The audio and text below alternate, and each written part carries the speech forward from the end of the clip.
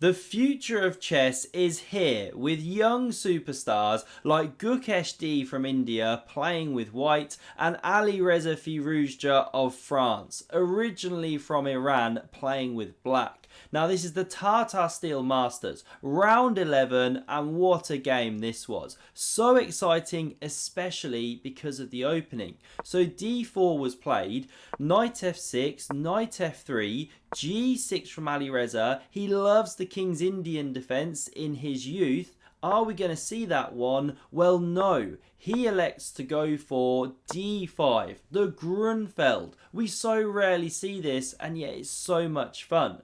So what do we see played? Well, captures, knight takes, and e4, the absolute main line. White takes the centre. Yes, these pawns now get connected when black takes on c3, but this is black's plan. Pawn c5, strike at the heart of the position, and if captures, well, this sniper does a job and the rook drops here. So instead, bishop e3 covers that centre. We get bishop g4, indirectly pressuring d4 because of this pin down here. So rook c1 now played, coming off this long diagonal here. If captures, well, you open the eyes of that rook. Now, yes, you can take and g-pawn recapture, but white holds the centre together, not so much for black there. So instead, castle's played.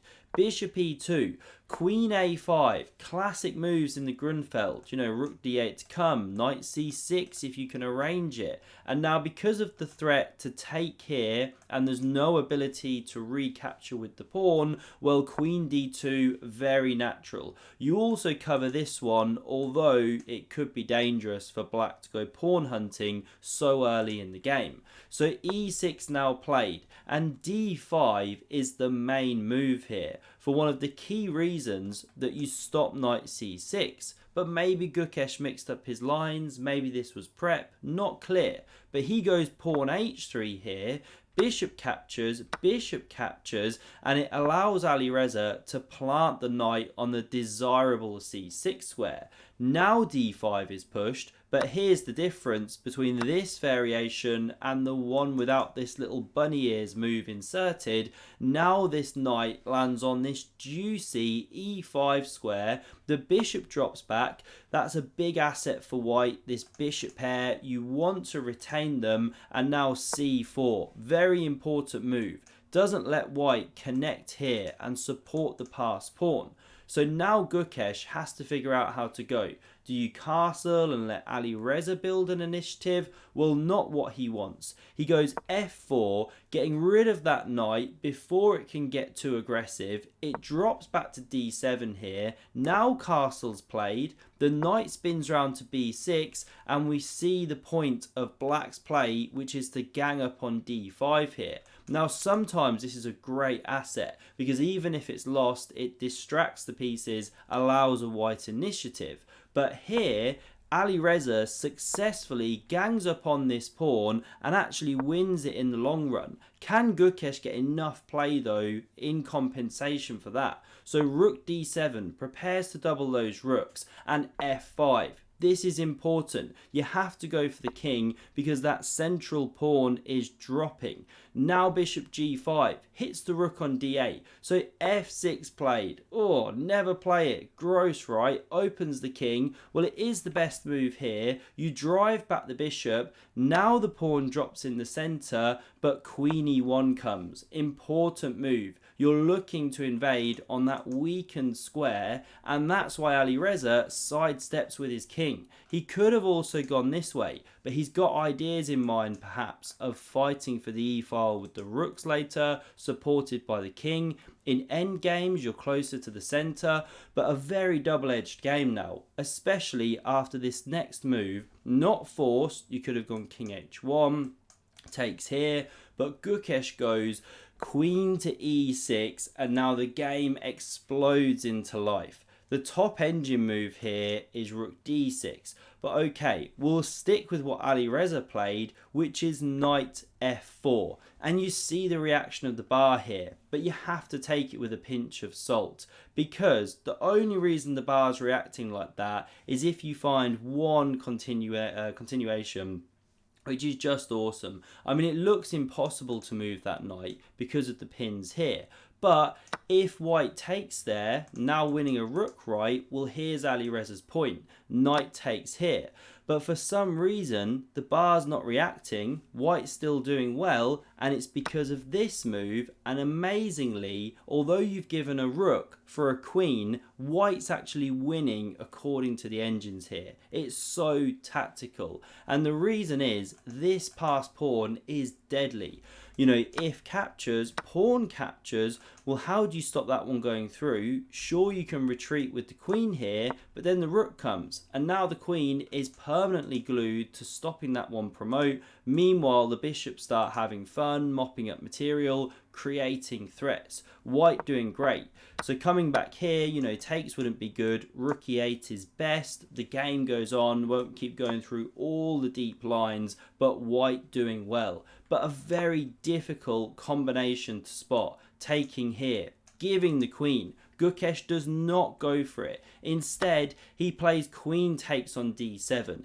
He gives his queen for 2 rooks. How's this going to play out? Well, he's got the pressure here, you know, the kebab on the 7th, but Alireza's got the tricky queen. He's devilishly tricky. He could now go knight d3. It's the favourite move of the Silicon Overlord, but instead Alireza goes for this one, so natural, hits the unprotected rook, which takes on b7, and sets up a tactic. Can you see a move for black here to win a pawn, put the pressure on the white monarch? So the move that Alireza plays here is knight takes on h3. Now there were other moves like knight d3, bishop h6. You know, it's not to say this is the best, but it's very tricky, of course, because if captures, then this bishop drops. That's not a good continuation. So the king sidesteps. It is best. Now Alireza retreats that knight. Things are so complicated and the time's getting low. Rook e1, best move now apparently, to try and invade. Then knight e6 can be played in response. But Gukesh goes for this one, pressuring that knight, which is so powerful, maybe jumping to d3 one day, and now Alireza does not immediately jump to d3 here. The problem is this rook can slide, and you're now threatening to check, invade with the second rook. It gets very dangerous. There could be ideas of this bishop joining the attack. Obviously the queen currently covers that square, but the king is drafty. So queen g5 played by Alireza. He pressures the bishop, encouraging this one, which is the engine's top move. Then you hit the rook, but Gukesh was hesitant to play it. Maybe he wasn't sure about making his king too drafty. You know, there could be ideas of f5, bringing the bishop into the attack, the queen and things. If he invades here, leaves his back rank, he got spooked. This is only apparently level anyway. So instead, bishop h2 was played to cover the king, and now a great move from Alireza. Pawn to f5. He wants to bring this one into the attack against the white king. So Gukesh goes rook e1. He wants to invade and attack. Now queen h4 hits that unprotected rook, pins this bishop. Lots of attacking ideas in the air. The rook slams down on e7, and there's no time to take with the queen. Rook captures, king captures, or else this knight drops at the end of the line. So instead, Alireza takes here. That piece was under fire, of course, and by eliminating this pawn, yes, you have a passer, but also you can drop back to d4, could participate in an attack. And now here the engine says go bishop c6 as the top move, but it ultimately leads to a kind of draw where the queen swaps off for these rooks, and then white emerges a minor piece up, but black has tons of pawns. Won't go down that line. Instead, we'll stick with the game. Rook takes on h7 played. This queen is hit. It slides to e1 with check. Now bishop g1 blocks. Bishop e5, Alireza setting up some crazy tricks and also covering this ladder checkmate from either of the rooks. Amazing job that piece is doing. And there's some really nasty attacking ideas in the air.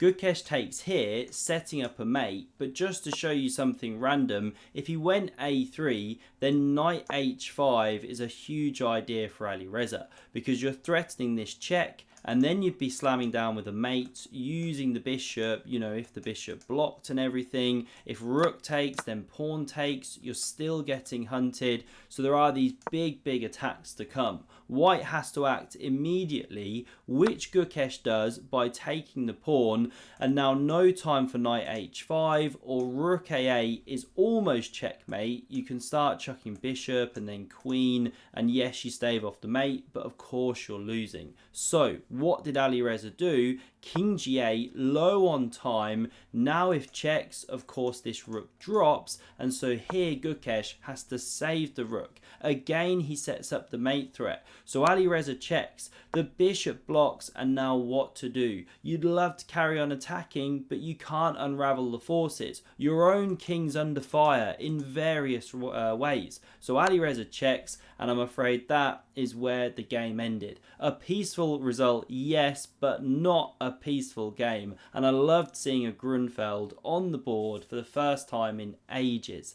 If you enjoyed this game, do subscribe to never miss a future video. And for another epic game of chess, check out the video on screen. Thanks a lot for watching, and I hope to see you soon.